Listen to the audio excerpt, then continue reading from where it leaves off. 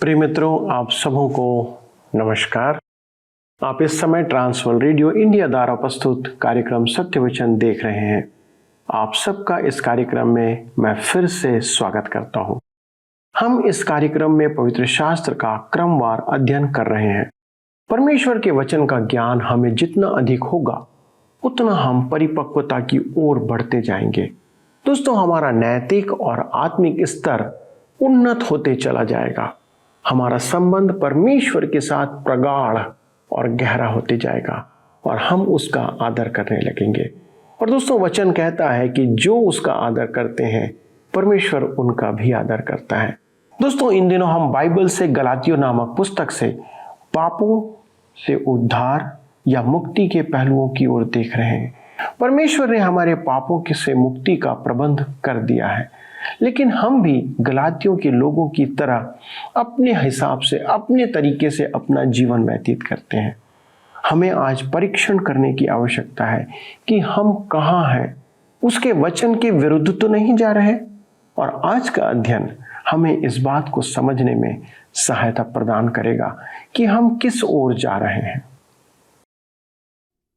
प्रिय मित्रों, पिछले अध्ययन में हमने देखा कि हाजिरा एक दासी थी और सारा एक स्वतंत्र स्त्री थी, जिसके द्वारा से जो संतान उत्पन्न हुए उसके बारे में पौलुस हमें अंतर बता रहा था।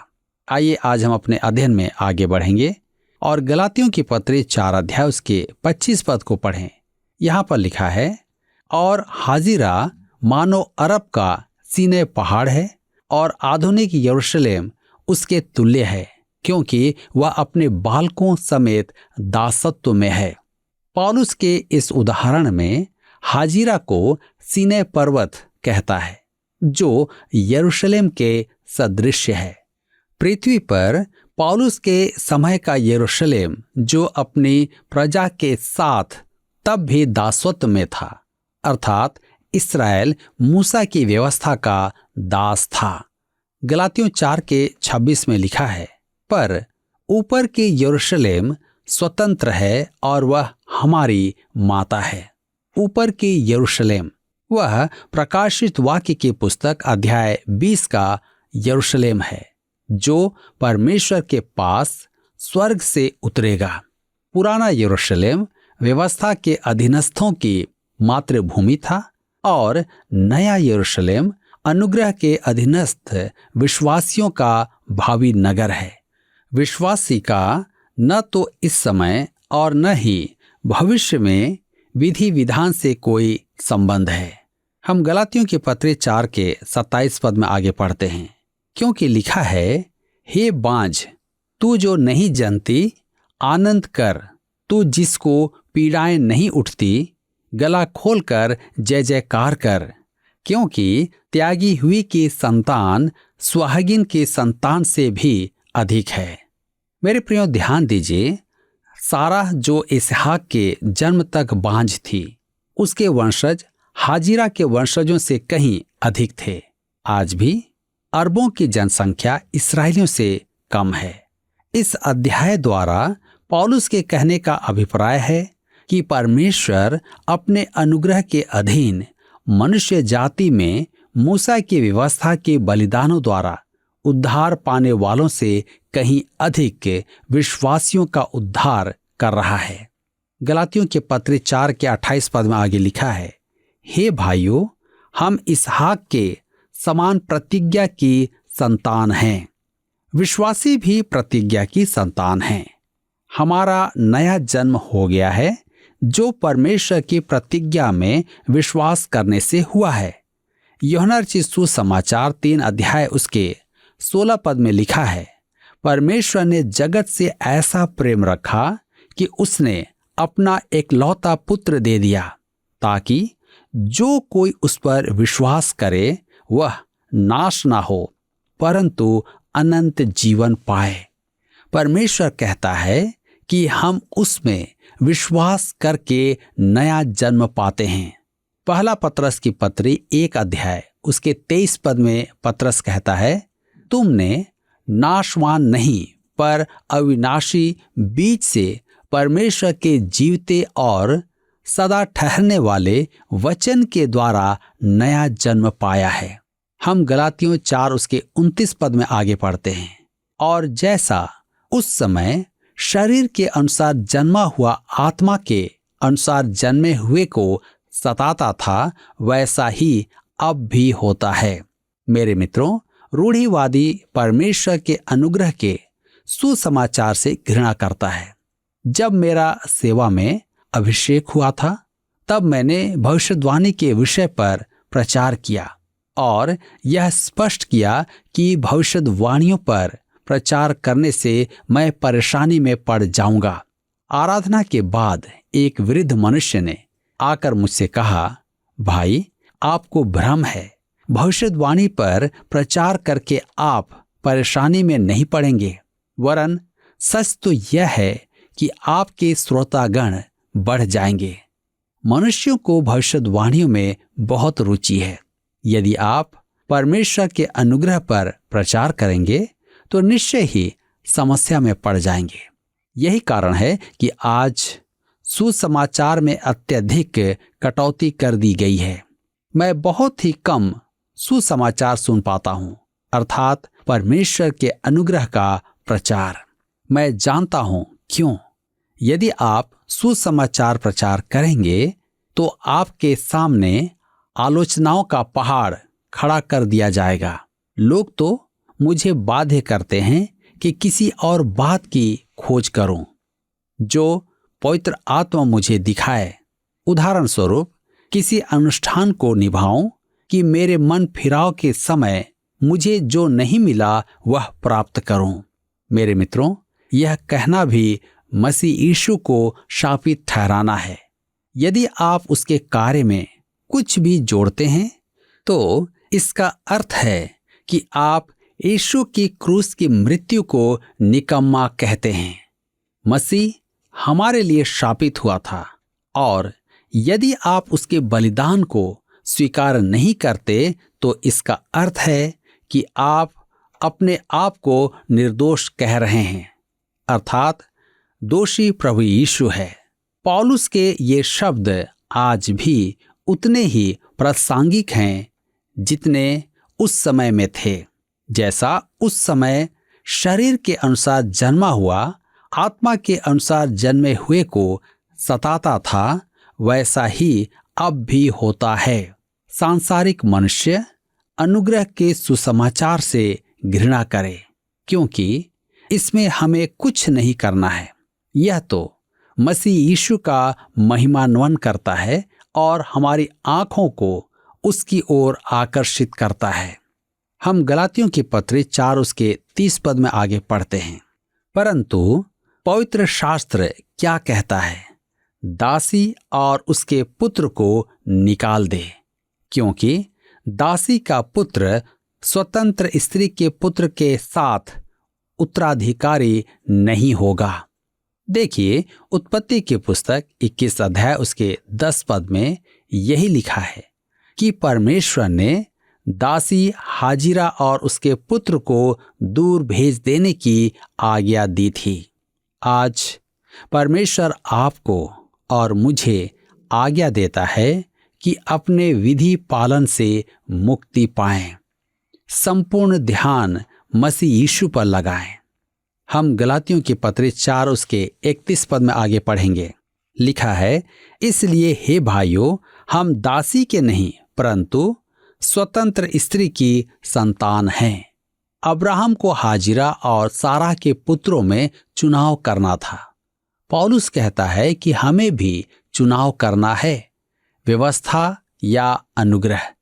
यदि आप मसीह के द्वारा उद्धार पाते हैं और व्यवस्था को भी जोड़ते हैं तो वह आपका उद्धार नहीं है। मैं आपसे पूछता हूं कि क्या आपने मसीह यीशु में विश्वास किया है, या आप अपने लिए कुछ और भी कर रहे हैं यीशु के मृत्यु के अतिरिक्त?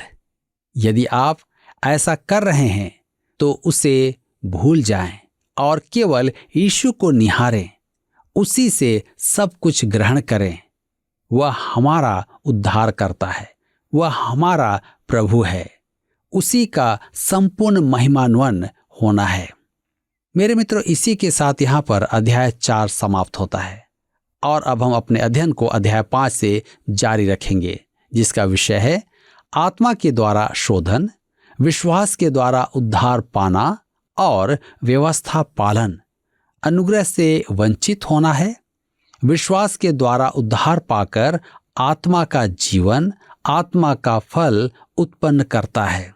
तो आइए देखें आत्मा के द्वारा शोधन। प्रस्तावना के बाद अब हम गलातियों की पत्री के तीसरे मुख्य भाग में आते हैं।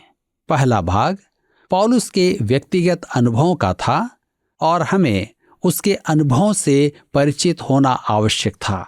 दूसरा भाग जो इसके बाद का है वह विश्वास द्वारा धर्मी ठहरने की शिक्षा है। पौलुस कहता है कि हमारा उद्धार परमेश्वर द्वारा उपलब्ध उद्धार हो और सुसमाचार एक ही है। अब आता है व्यवहारिक बात का भाग जो आत्मा द्वारा उन्हें शुद्ध किए जाने के बारे में है। धर्मी ठहरना तो विश्वास पर आधारित है और शुद्ध होना परमेश्वर के आत्मा के द्वारा है। धर्मशास्त्र में लिखा है कि प्रभु यीशु हमारे लिए शोधनकर्ता ठहराया गया, अर्थात परमेश्वर हमें मसीह में संपूर्ण देखता है। आप चाहें स्वयं के प्रयासों द्वारा कितने भी सदाचारी क्यों ना हो जाएं, आप परमेश्वर के मानदंड में खड़े नहीं उतरेंगे। इस जीवन में आप मसीह के सदृश्य कभी नहीं हो सकते। केवल प्रभु यीशु ही था जिसके बारे में परमेश्वर ने कहा मत्ती रचित सुसमाचार 3 अध्याय उसके 17 पद में, यह मेरा प्रिय पुत्र है जिससे मैं अत्यंत प्रसन्न हूं। परंतु विश्वासियों की देह कलीसिया मसीह यीशु में अवस्थित की गई है, वही इस देह का सिर है। हम विश्वासी मसीह की देह हैं और हमें इस संसार में उसका प्रतिनिधित्व करना है। मेरे प्रियो, शोधन पवित्र आत्मा का कार्य है। इस भाग में हम आत्मा और देह का परस्पर विरोध देखेंगे। यह या तो स्वयं करो या विश्वासी जीवन है, या फिर कोई और आपके लिए यह काम करे, परंतु मसीह का कार्य है आपके द्वारा करना। इस भाग में हम स्वतंत्रता की तुलना दासत्व के साथ देखेंगे और आपको इसे सुव्यवस्थित रूप में क्रमवार देखना है। मैं इसे नागरिक नियमों के संदर्भ में व्यक्तिगत अनुभव में समझता हूं, क्योंकि हम सब नियमों में बंधे हुए हैं। एक दिन मैं मोटरसाइकिल चलाते हुए एक कोने में पहुंचा जहां ठहरो का बोर्ड लगा हुआ था। बहुत सुबह का समय होने के कारण वहां कोई नहीं था, अतः मैं धीरे से आगे बढ़ गया। उसी समय पुलिस वाला मेरे पीछे आ गया। उसने कहा, आपने वह बोर्ड नहीं देखा? मैंने कहा, मैंने बोर्ड तो देखा परंतु आपको नहीं देखा। उसने कहा, आप जानते हैं कि ठहरो का अर्थ क्या है? और उसने मुझे नियमों पर भाषण सुना दिया। ठहरो का अर्थ है ठहरो, बस। मैं तो इसका अर्थ जानता हूं, परंतु मैं उसका पालन नहीं कर रहा था। मेरे कहने का अर्थ है कि नियम आपको दास बनाते हैं। मेरा विश्वास करें, ठहरो का अर्थ है ठहरो। मैं उसकी हर एक बात से सहमत था, परंतु एक बात से नहीं कि मुझे जुर्माना देना पड़े। मैं उससे बहस करने लगा। वह एक भला मनुष्य था। वह मेरी बात समझ गया और बोला, मैं आपकी बात मानकर आपको छोड़ देता हूं, क्योंकि वहां आसपास कोई वाहन नहीं थे। इसलिए चेतावनी देकर कहा, आगे से आप सावधान रहेंगे और ठहरो की चेतावनी पर रुकेंगे। ठीक है, मैंने उसे विश्वास दिलाया कि मैं ऐसा ही करूंगा। तब से मैं, चाहे रविवार की भोर ही क्यों ना हो, सदैव ठहरो की चेतावनी पर रुक जाता हूं। यह विधि विधान है। हम सब इस उदाहरण को समझते हैं। हम आगे देखते हैं, विश्वास द्वारा उद्धार और व्यवस्था पालन अनुग्रह से वंचित होने की भूल है। पौलुस मसीह में प्राप्त हमारी स्वतंत्रता से आरंभ करता है। इन 15 पदों में उसका विषय यही है। विश्वास द्वारा उद्धार पाकर व्यवस्था पालन करने की भूल अनुग्रह से वंचित करवाती है। अनुग्रह से वंचित होने का अर्थ यही है कि आप विश्वास द्वारा उद्धार पाकर व्यवस्था पालन के स्तर पर गिरकर जीवन निर्वाह करते हैं। इस अध्ययन में हम इसी बात का उदाहरण देखेंगे। आइए हम पढ़ें गलातियों की पत्री 5 अध्याय उसके 1 पद। लिखा है, मसीह ने स्वतंत्रता के लिए हमें स्वतंत्र किया है, अतः इसी में स्थिर रहो और दासत्व के जुए में फिर से न जुतो। वह कहता है कि व्यवस्था की अपेक्षा हम विश्वास द्वारा उद्धार पाते हैं, अतः व्यवस्था पालन विश्वासी का जीवन नहीं है। मेरे मित्रों, पौलुस का कहना है कि हमने अनुग्रह के द्वारा उद्धार पाया है, अतः हम इसी जीवन में आगे बढ़ें। अनुग्रह पवित्र आत्मा का अंतर्वास वरन भरपूरी प्रदान करता है कि हम व्यवस्था की अनिवार्यताओं से ऊपर उठकर जीवन जिएं। प्रभु यीशु में विश्वास करने पर कि वह हमारा उद्धार करता है, हम इन सब बातों को प्राप्त करते हैं। प्रभु यीशु में ही हमें सब कुछ प्राप्त है, शोधन और उद्धार। मुझे न बताएं कि मुझे किसी और आशीष की भी आवश्यकता है। मसीह के पास आकर मुझे हर एक आवश्यक वस्तु मिल गई है। पौलुस कहता है कि मसीह में मुझे सब आत्मिक आशीषें प्राप्त हैं। तो आइए हम उसमें विश्वास करके उस पर अपना भरोसा रखें। हम विधि विधान और रटे हुए नियमों के पालन का त्याग कर दें। मेरे मित्रों, हमें मसीह में स्वतंत्रता प्राप्त है।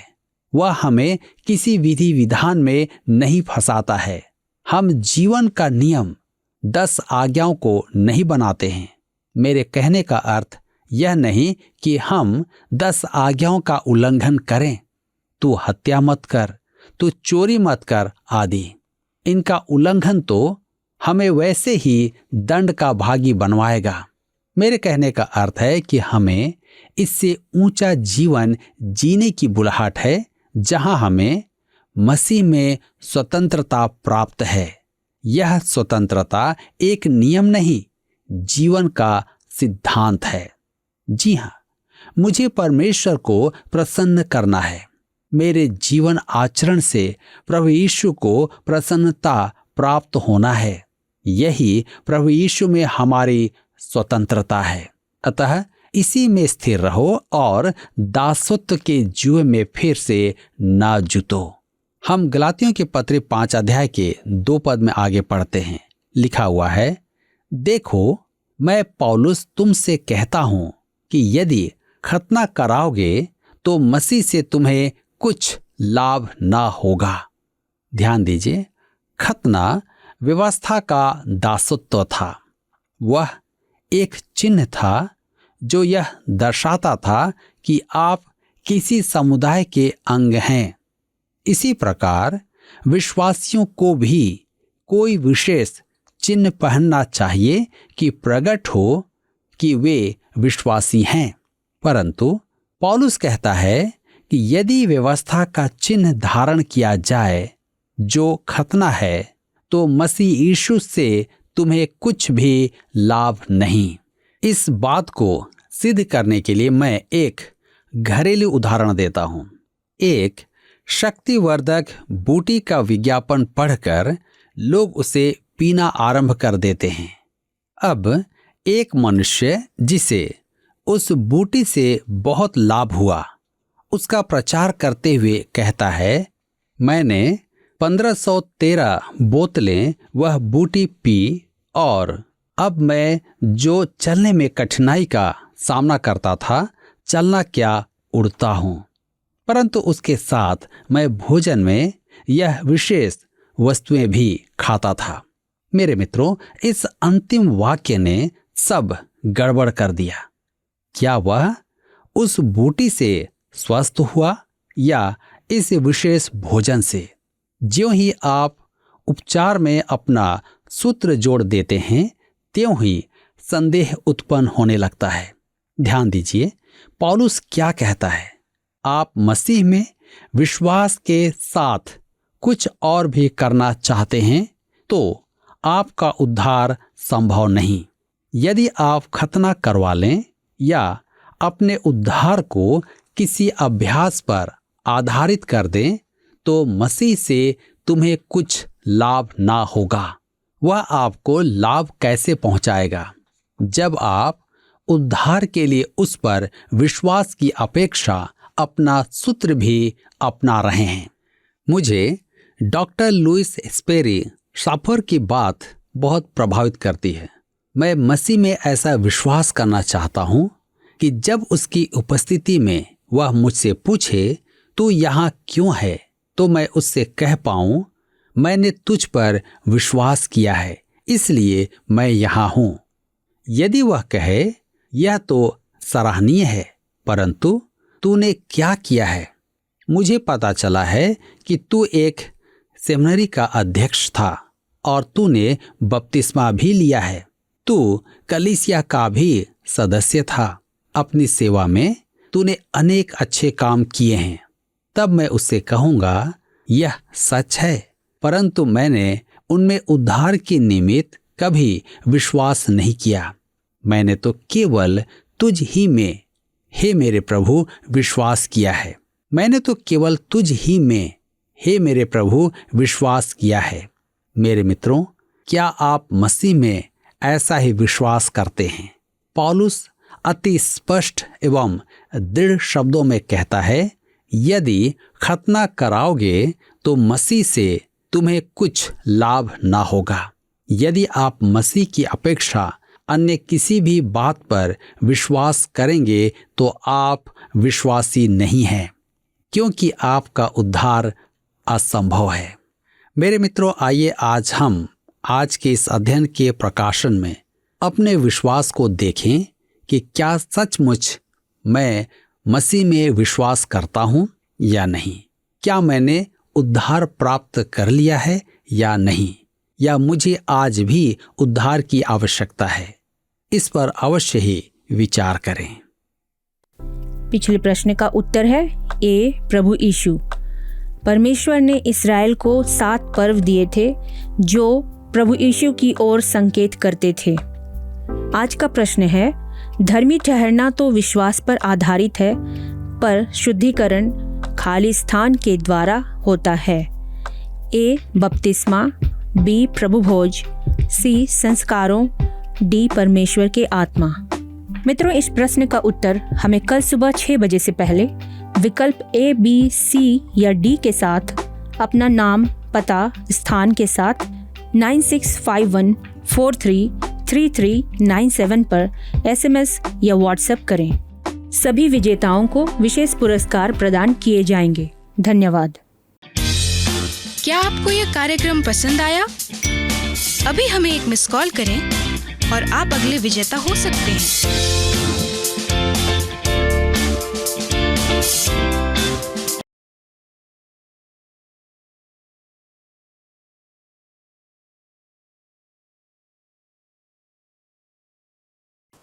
मित्रों, आपने देखा कि पौलुस अपनी पत्री में जो गलातियों को लिखी गई उसके माध्यम से हमें सुझा रहा है कि विधि परायणता अर्थात विधि के अनुसार चलना हमारे उद्धार का पर्याय नहीं है। गलातियों की कलीसिया के लोग इस बात पर विश्वास करते थे कि वे खतने को उद्धार के साथ जोड़ना चाहते थे, क्योंकि कुछ यहूदी मत से आए हुए थे और कुछ गैर यहूदी मत से आए हुए थे जो ऐसा करना चाहते थे। जबकि इस प्रकार से विधि परायणता का कार्य उद्धार का कारण कभी नहीं हो सकता। यह सिर्फ मसीह यीशु पर विश्वास के द्वारा ही संभव है। पापों से उद्धार पाने के लिए अनुग्रह द्वारा विश्वास की हमें आवश्यकता है। दोस्तों, हम में से कई लोग ऐसा सोचते हैं कि हमने बपतिस्मा ले लिया है, कन्फर्मेशन ले लिया है, अर्थात दृढ़ीकरण ले लिया है और हम चर्च के एक सक्रिय सदस्य हैं, इसलिए परमेश्वर के राज्य में जाने के लिए हमें कुछ करना नहीं पड़ेगा। ये सब करना कलीसियाई सहभागिता के लिए आवश्यक है, लेकिन इन क्रियाओं से हमें उद्धार प्राप्त नहीं होता है। केवल मसीह यीशु पर विश्वास ही हमें पापों से मुक्ति देता है। संपूर्ण बाइबल की हमारे लिए, मनुष्यों के लिए यही शिक्षा है। यदि हम विश्वास के साथ या विश्वास के बदले किसी और बात को उसके स्थान पर रखते या जोड़ते हैं तो हम हाजिरा का प्रतिनिधित्व करते हैं, जो व्यवस्था के अधीन थी और उसके अनुसार उसका न्याय होगा। लेकिन यदि विश्वास के साथ हम किसी चीज को नहीं जोड़ते हैं तो सारा से उत्पन्न स्वतंत्र संतान के समान है, जो प्रतिज्ञा की संतान है। यदि मसीह पर विश्वास के अलावा किसी और चीज को आप उद्धार का कारण बनाते हैं तो हम वास्तव में एक मसीही नहीं हैं। इसलिए इसे हम जटिल ना बनाएं, कठिन ना बनाएं, परंतु सरलता से मसीह पर सिर्फ विश्वास करें और उद्धार को प्राप्त करें। आइए दोस्तों, प्रार्थना करें। स्वर्गीय पिता, हम धन्यवाद देते हैं प्रभु यीशु मसीह में आपका कि प्रभु आपने उद्धार को हमारे लिए इतना सरल बनाया है कि संसार का सबसे छोटा व्यक्ति भी आपके पास आकर विश्वास कर सकता है। संसार का सबसे नासमझ मनुष्य भी आपके ऊपर विश्वास कर सकता है और उद्धार पा सकता है। पिता परमेश्वर, अनुग्रह करें कि आप हमारे हृदय में वो विश्वास डालें जो आपके द्वारा उद्धार को प्राप्त करने में, पापों की क्षमा प्राप्त करने में हमारी सहायता करता है। हमारे सारे दर्शकों के लिए आज प्रार्थना करते, विशेष तौर पर प्रभु जी हम उनके लिए प्रार्थना करते जो बीमारी की दशा में हैं। पिता, ऐसे कितने लोग हैं जो अपने दैनिक जीवन में बीमारियों में तड़फ रहे हैं। किसी को लाइलाज बीमारी है, कोई अस्पताल में भर्ती है। पिता परमेश्वर, कोई घर में अपनी तकलीफ़ों में समय व्यतीत कर रहा है। प्रभु, हम उन सबको आपके सन्मुख इस समय लेके आते हैं। प्रभु, उनके आंसुओं को आपके सन्मुख रखते हैं और हम उनके साथ मिलकर आपसे विनती करते, प्रभु आप दया करें, उन पर अनुग्रह करें। प्रभु, उनकी बीमारी को उनसे दूर करें, अपनी चंगाई उन्हें प्रदान करें, क्योंकि प्रभु आपने हर एक के लिए प्रभु वो कोड़े खाए थे। पिता, हमारी प्रार्थना है जितने आज इस प्रार्थना का भाग बने, जितनों ने प्रभु आज इस वचन को सुना है और विश्वास के साथ यदि वे आपके पास आए हैं, अनुग्रह करें पिता, छूकर उन्हें चंगाई दें, उनकी बीमारियों को उनसे दूर करें, ताकि प्रभु वे एक अद्भुत गवाही लोगों के सामने रखें। आदर और महिमा आपको देते हुए पिता विनती यीशु के नाम से मांगते हैं, आमीन। दोस्तों, यदि आप चाहते हैं कि किसी अन्य विषय पर हम आपके लिए प्रार्थना करें तो निश्चित हमें लिख भेजें। उसके लिए आप फ़ोन, SMS या पत्र का उपयोग कर सकते हैं। और यदि आपको आज का कार्यक्रम अच्छा लगा तो कृपया एक मिस कॉल हमें प्रदान करें। परमेश्वर आपको आशीष दे। धन्यवाद।